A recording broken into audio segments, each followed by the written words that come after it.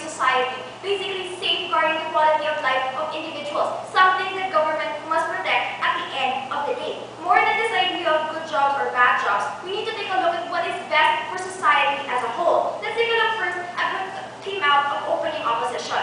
When practices are unhealthy, they said, then companies are going to fail. So there's this self-regulating mechanism in the status quo already. This is true in thought, but not what is seen in real life, ladies and gentlemen. Why is this so? We've seen the phenomenon of companies which are quote-unquote too big to fail, ladies and gentlemen. Case in point, AIG. Case in point, General Motors. When you have companies which are so big and have invested so much in society that when they fail, they're going to bring and drag down hundreds and thousands of workers with them. People will automatically lose their lives and cripple the economy in the process. We say, ladies and gentlemen, and we see the government is always going to have to step in and save them. In this, we say that the government is invested in these companies, cannot just let them have free rein at the end of the day.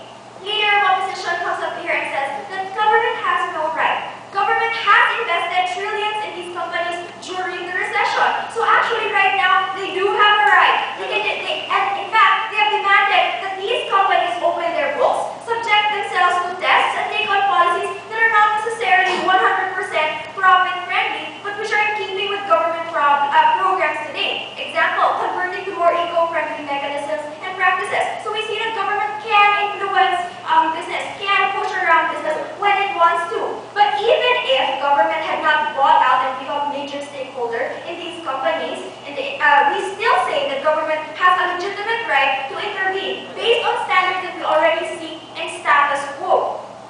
But before that, yes. Madam, remember, your policy is a blanket policy. It's just all corporations should do that. AIG and all of these big corporations are exemption. That's why the state can be allowed to access. Ladies and gentlemen, we're not necessarily saying that this maximum cap is going to be so exorbitant at the end of the day. We're saying that it must be reasonable and in keeping with the times. That's all we're defending. It's the principle of the thing, and the mechanics can be worked out at a later date. Defend your principle that they must always have free rein to give as high a salary as they want, that they always have to have the push to the infinity even if we're in a recession.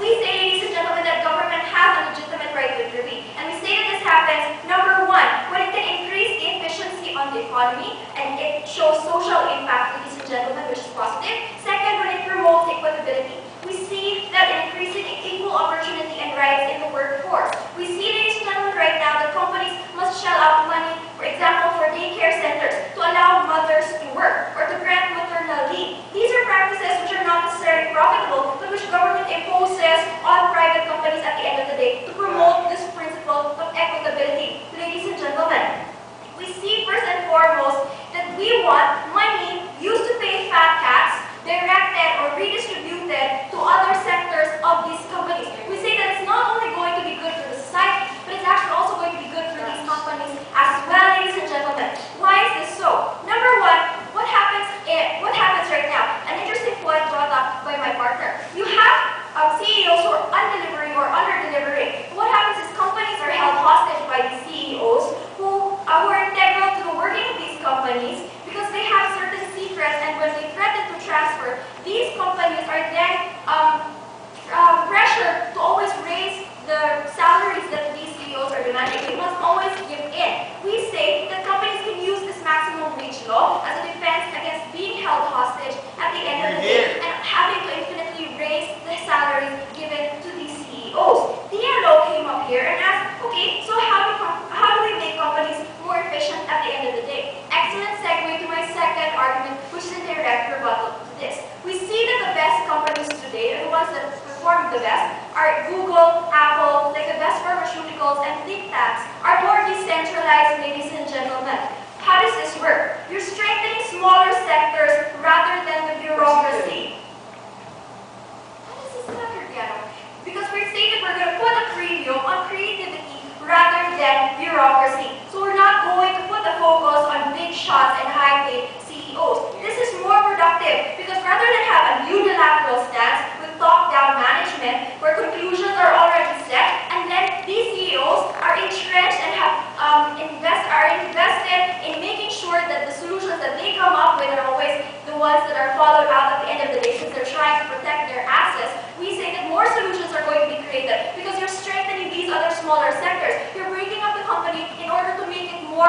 productive and have more solutions at the end of the day, while removing the entrenchment of these big CEOs to always protect their own interests. So even if their solution is only the second best or the third best, they're still going to be followed at the end of the day. If you have these big CEOs with so much power, so much salary, so much position in the company to always push for their solution, even if there's a better solution which could have been followed instead. And when we have this decentralized kind of management, we see here, ladies and gentlemen, that this is what will ultimately make the company more productive at the end of the day. We also see, ladies and gentlemen, that it's advantageous to the administration.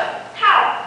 Extends the message that things are going to be different and real change is possible. Something that we're seeing right now in the kind of changes that government is going to make. Because it's a symbolic power when you institute these kinds of reformative changes. It creates political leverage by increasing the mandate through popular support of the administration, and it enables more change to happen. So it creates, ladies and gentlemen, momentum for more things to happen, like the push for universal health care in the United States, or trimming down of pork in the Philippines, if you want to talk about it in our context. So, ladies and gentlemen, at the end of the day, I told you that, number one, it's a win-win situation, because on the level of the economics, ladies and gentlemen, at the level of the company, it's going to make them more productive. Second, at the level of society, it's going to make it more efficient and more equitable, ladies and gentlemen. Why?